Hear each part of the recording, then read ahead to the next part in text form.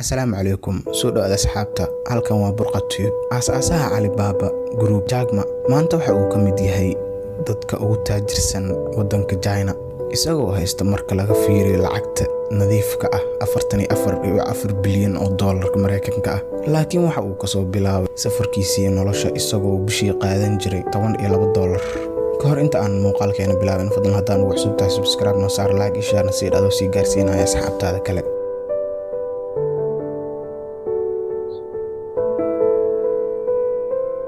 Jack Ma ayaa waxa uu ku dhashay wadanka China isagoo ka soo jeeda qoys sabool ah waqti walba waxa uu jeclaa inuu barto luqadda Ingiriiska ciyaalnimadiisii waxa uu subax waliba isagoo saaran baaskiil waxa uu wadi jiray masaafo dhan 27 kiiloomitir muddo 9 sano ah si uu ula qaato practice dalxiisayaal u dhashay wadanka Ingiriiska gabar ka mid ah dalxiisayaashii ayaa waxa ku adkaatay in ay ku dhawaaqdo magaciisa waxa ayna ku naanaysto Jack xitaa ciyaalnimadiisii waxa uu la soo kulmay xaalado adag guuldarooyin fara badan diidmo fara badan isagoo ku dhacay dugsiga hoose 2 jeer waxa sidoo kale oo ku dhacay dugsiga dhexe 3 jeer isagoo dugsiga sarena 2 jeer ku dhacay waxa aqbashay kaliya jaamacadda ugu liidata caasimadda uu ku noolaay waxa uu sidoo kale codsaday Harvard University oo ah jaamacad ku taal wadanka Mareykanka 10 jeer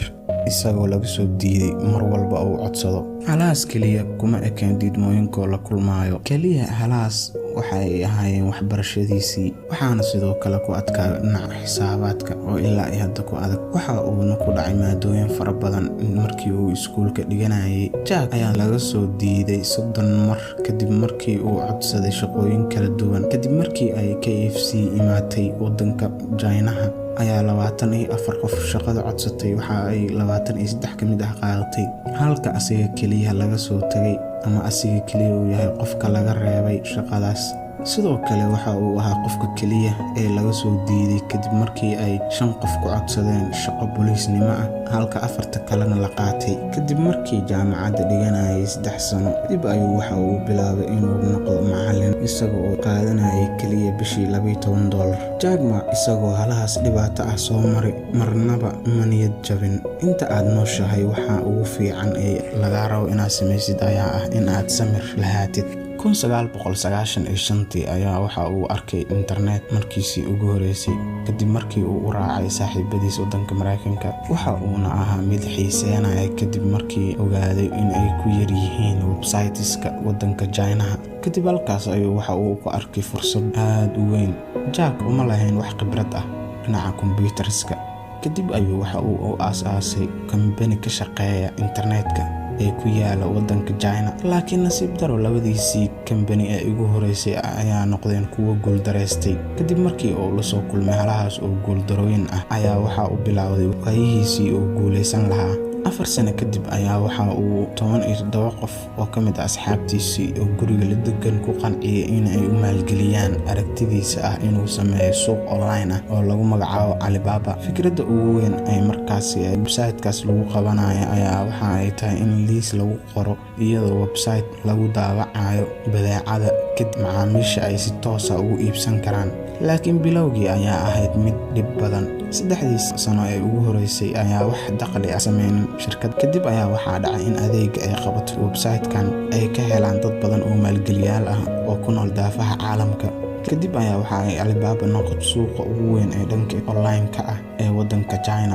kadib ayaa Alibaba waxa uu ka faa'iidooyin ka badan markii la isku geeyo shirkadaha ay ka mid yihiin Amazon iyo eBay kadib ayaa Jack Ma waxa uu ka mid noqday dadka ugu taajirsan caalamka guud ahaan sidaas darteed marnaba ha ka niyad jabin in aad riyooyinkaada rumayso wax walba ay noloshaada jeceshahay inay gaarto iyo riyooyin walba ay jeceshahay inay noloshaada gaarto marnaba ha ka niyad jabin maama Soomaali ayaa waxa ay sheegaysaa in dheefi dhibay ka shishayso waxa laga wadaa markii aad dhibaato fara badan aad la kulantid ayaad guuleysanaysaa sababtoo ah inaad guuleysataa waxa ay ku xiran tahay inta dadaal aad geliso ama inta juhdi aad geliso waxa uu muhiimsan ah in aadan niyad jabin dhibaato aad la kulmayso naftaada aamin inaad guulaysanayso, ilaahayna tala saaro. wax la tala saarta Ilaah baa ugu weyn uguna fiican. inaad dhibaato la kulmaysid inta aad ku jirtid rumaynta riyooyinkaaga ayaa ah midda la hubo. haddii aadan niyad jabin, waxa aad haysataa weli fursad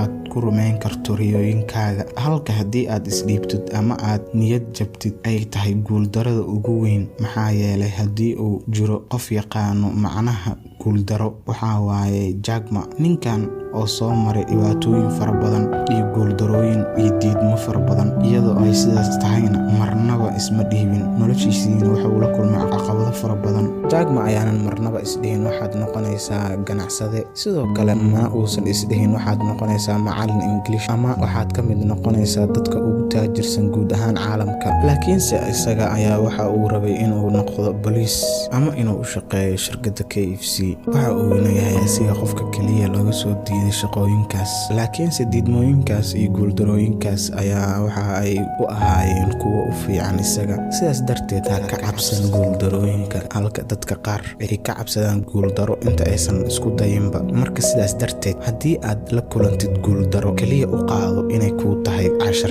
kadib haddana mar kale isku day ilaa aad ka guulaysanaysid. inta aad nooshahay, isku day si adag u shaqay, isku day inaad wax bedasho. waxaana xasuusataa inaadan marnaba niyad jabin. waxaana laga yaabaa in maanta hadday kugu adag tahay arrintaas ayna beri kasii daran tahay, laakiinse waxaa macquul ah in beri dambe ay kuu tahay maalintii aad guulaysan lahayd. muuqaalkeena halkaas ayaan kusoo gabagabaynaynaa maanta. waxaan rajaynaynaa inaan qisadan ka baranay in aadan niyad jabin oo aadan isdhiibin. asalaamu calaykum waraxmatullaahi tacaala wabarakatu.